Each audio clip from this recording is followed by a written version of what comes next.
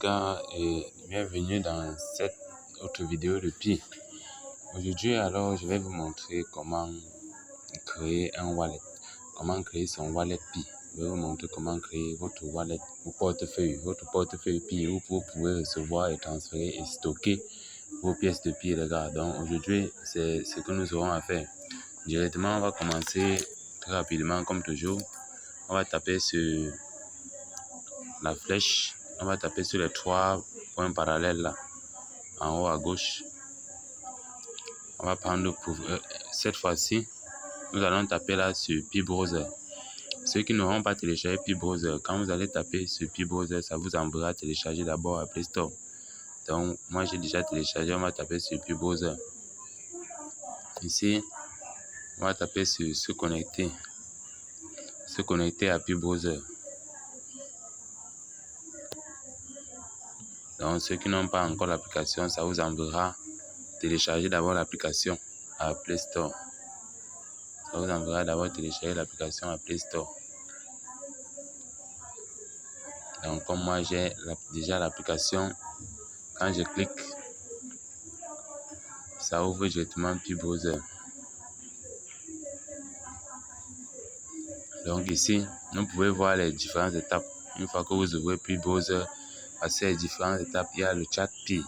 Le chat Pi, c'est où plusieurs personnes sont appelées à communiquer là-bas. Vous pouvez poser des questions, discuter un peu par rapport au Pi et tout et tout. Ici, c'est votre wallet Pi. C'est ce qu'on doit faire aujourd'hui.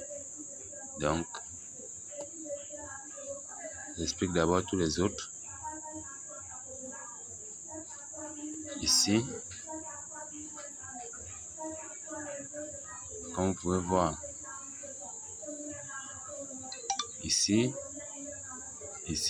là nous avons toutes les étapes. Nous avons toutes les étapes de Pi. Maintenant, nous voulons créer le wallet. Il y a une autre vidéo disponible pour vous sur comment placer le KYC. Comment faire le KYC. Parce que c'est l'étape importante. C'est une étape importante, les gars. Mais avant d'arriver sur l'étape du KYC, ceci est même d'abord nécessaire. Où il faut créer le wallet. Donc, rapidement, on va taper là sur Wallet Pi. On va créer un wallet. Ici, comme vous pouvez voir, avez-vous déjà créé un wallet? Si vous avez déjà un portefeuille Pi, bien sûr, si vous avez déjà un portefeuille Pi, on ne doit pas importer n'importe quel portefeuille ici. Si vous avez déjà un portefeuille Pi avec vos vrais Pi dedans, vous pouvez taper ici pour chercher à importer le portefeuille avec vos 24 mots, car Pi donne 24 mots secrets. Et si vous n'avez pas encore de portefeuille, on doit cliquer ici en haut sur générer un nouveau wallet. Générer un nouveau wallet. Et on va taper sur générer un nouveau wallet rapidement. Donc voilà les gars, on tape sur créer un nouveau, générer un nouveau wallet. Et ça nous donne nos 24 mots directement parce que je ne peux pas montrer cela, c'est on crée le compte ensemble. Donc quand ça vous parle de générer les 24 mots, vous copiez les 24 mots et vous gardez ça en sécurité les gars. Les 24 mots vous gardez en sécurité pour pouvoir récupérer votre compte en cas de perte de téléphone ou etc. Donc vous gardez les 24 mots et quand vous copiez les 24 mots, vous tapez, on va vous proposer d'enregistrer peut-être l'empreinte digitale pour déverrouiller votre wallet ou autre option, ainsi de suite. Bon, quand vous sécurisez vos 24 mots, vous tapez juste sur continuer. Il y a sur empreinte digitale, vous pouvez taper aussi dessus et ça vous ramène dans cette page ici. Ici, comme vous pouvez voir, ici c'est mon adresse wallet. L'adresse, on a dit clé publique. Clé publique, ça veut dire que cela peut être visible par plusieurs personnes.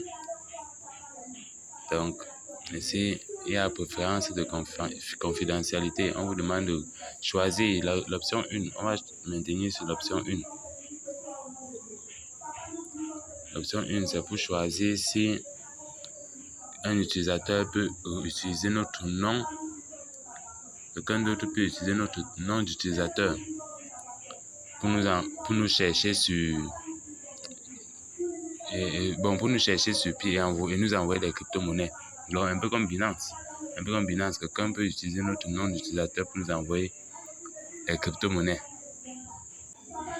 Donc, comme je dis, quelqu'un peut nous chercher et utiliser, on peut juste donner notre nom d'utilisateur à quelqu'un peut-être qui veut nous envoyer des pieds ou une autre crypto-monnaie. On lui donne le nom d'utilisateur et il utilise cela pour nous transférer la crypto-monnaie sur la blockchain de Pi. Donc, comme vous pouvez le voir. Et en deuxième position, juste ici en bas, on demande non consultable. Donc, il faut éviter de choisir cette option-ci. C'est pas bien. Cette option-ci, il ne faut pas choisir. Il faut maintenir ça coché comme ça. On tape sur continuer.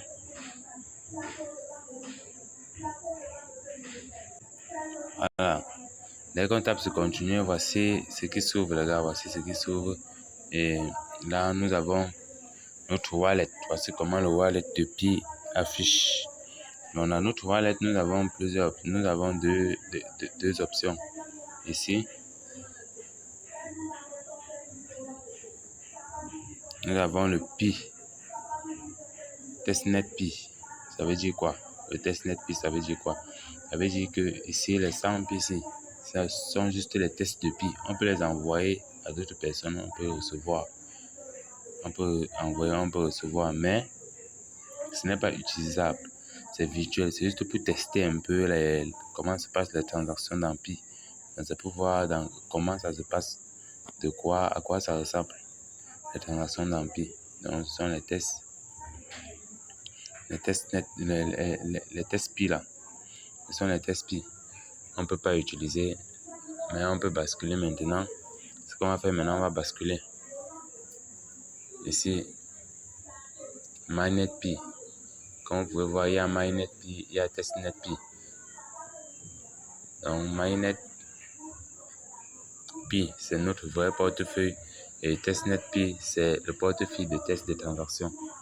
On va cocher notre Mainnet. On va cliquer là sur Mainnet Pi.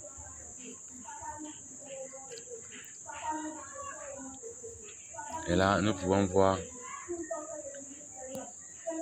le solde en Pi. Pour pouvoir recevoir de l'argent ici, je veux dire des Pi, pour pouvoir recevoir des Pi ici, il faut que votre KYC soit valide. Donc vous voyez là, solde disponible 0, 0. Aucune transaction. Demander, payer ici, c'est pour envoyer, recevoir. Donc on envoie ici, on reçoit. On reçoit ici. Oui, on envoie là, on reçoit. Donc comme vous pouvez voir, le portefeuille a bien été créé. Le portefeuille a bien été créé. Donc pour rentrer, on peut cliquer ici. On clique là pour afficher la page. C'est la page qui s'affiche. C'est la page qui s'affiche. Donc vous pouvez entrer là. Ici, on peut venir ici là valider le KYC. Donc il y a une autre vidéo pour ça. On peut venir ici faire notre KYC. Bon, ça sera tout pour cette vidéo et à très bientôt pour une nouvelle vidéo. Abonnez-vous et activez la cloche pour m'encourager les gars.